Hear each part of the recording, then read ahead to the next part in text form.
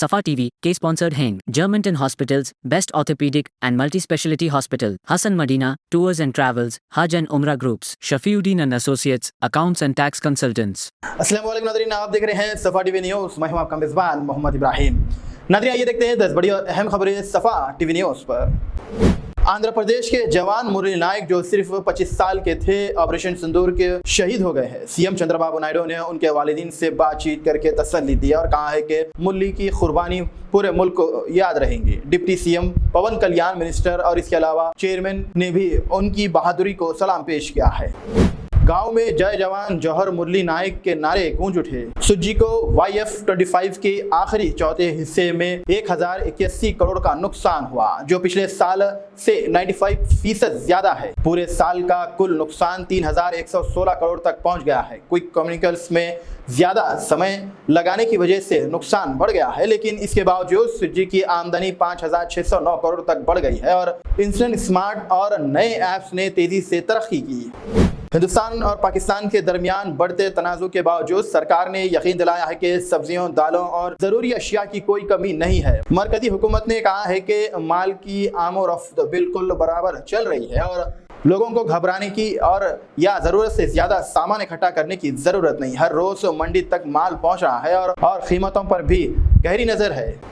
हिंदुस्तान और पाकिस्तान के दरमियान बढ़ते तनाज़ुर के दौरान तेलंगाना के कांग्रेस एमएलएस ने अपनी 1 महीने की तनख्वाह कौमी डिफेंस फंड्स में देने का फैसला किया है। सीएम रेवंत रेड्डी ने ये पेशकश की और दूसरी सियासी रहनुमाओं से भी अपील की है कि वो इस कदम में शामिल हो। आंध्रा के डिप्टी सीएम पवन कल्याण ने शहीद मुरली नायक को खिराज अकीदत पेश किया, जबकि जगन मोहन रेड्डी और किशन रेड्डी ने भी उनकी बहादुरी को सलाम किया।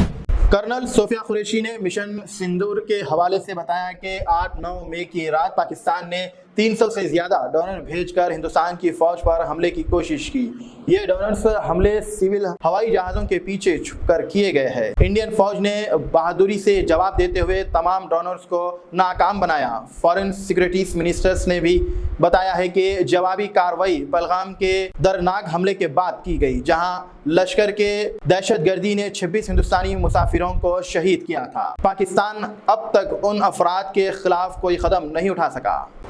हैदराबाद के राजीव गांधी एयरपोर्ट में एक बम धमाके की धमकी वाला ईमेल ने अफरा तफरी पैदा कर दी। CISF पुलिस और बम स्क्वाड ने फौरन पहुंचकर पूरे इलाके की जांच और तलाशी। मेल भेजने वाले ने खुद को स्लीपर सेल के हिस्सा बताया था, लेकिन काफी दरियाफ्ती के बाद कोई बम नहीं मिला और हालात पूरी तरह से काबू में है। पुलिस ने तहकीक शुरू कर दी है और ईमेल भेजने वाले शख्स की तलाश जारी है। हैदराबाद के एक तलबा ने सोशल मीडिया पर पाकिस्तान के हक और ऑपरेशन सिंदूर के खिलाफ एहतजाज करके हंगामा खड़ा कर दिया है। इंस्टाग्राम और व्हाट्सएप पर पाकिस्तान की हामी और हिंदुस्तान के झंडे के खिलाफ अल्फाज लिखने पर कॉलेज ने फौरन पुलिस में शिकायत की। तलबा को रद्द कर दिया गया और तहकीकात जारी है। मुस्लिम रहनुमाओं ने भी इस हरकत की सख्त मजम्मत की, कह के ऐसे बयानात कौमी इत्तेहाद को नुकसान पहुंचाते हैं। पुलिस ने कहा है कि कानूनी कार्रवाई सख्ती से की जाएगी। तेलंगाना सरकार का अहम कदम, दिल्ली में 24/7 कंट्रोल रूम। अब तेलंगाना सरकार ने हिंदुस्तान पाकिस्तान तनाज़ुर के दौरान अपने शहरियों की मदद के लिए 24/7 कंट्रोल रूम कायम किया है। ये कंट्रोल रूम तेलंगाना भवन में है, जहां वैसे किसी भी मदद या मालूमात के लिए राब्ता कर सकते हैं। हेल्पलाइन नंबर है 011-233-80556। तेलंगाना सरकार अपने शहरियों की हिफाजत के लिए पूरी तरह से कमिटेड। हैदराबाद शहरियों के लिए अहम खबर, माई GHMC ऐप ने हैदराबाद के शहरियों की जिंदगी आसान बना दी। हैदराबाद के शहरियों के लिए GHMC ने माई GHMC ऐप लॉन्च किया है, जो सिविल सर्विस को बेहतरीन और ट्रांसपेरेंसी तरक्की से मांग करती है। इस ऐप ने शहरी रोड रिपेयर, स्ट्रीट लाइट और भी कई बहुत से सर्विस के लिए कंप्लेंट रेज कर सकते हैं। हर कंप्लेंट के स्टेटस ट्रैक चेक कर सकते हैं और फीडबैक भी दिया जा सकता है। ऐप से ट्रेड लाइसेंस अप्लाई कर सकते हैं, प्रॉपर्टी टैक्स पे कर सकते हैं और वेस्ट रिमूवल का भी काम आसानी से हो सकता है। GHMC कमिश्नर्स ने ऐप का इस्तेमाल करने की सलाह दी है, ताकि लोगों को अपनी कम्युनिटीज और इंडिविजुअल प्रॉब्लम को सिर्फ कुछ क्लिक्स में ही हल कर सके।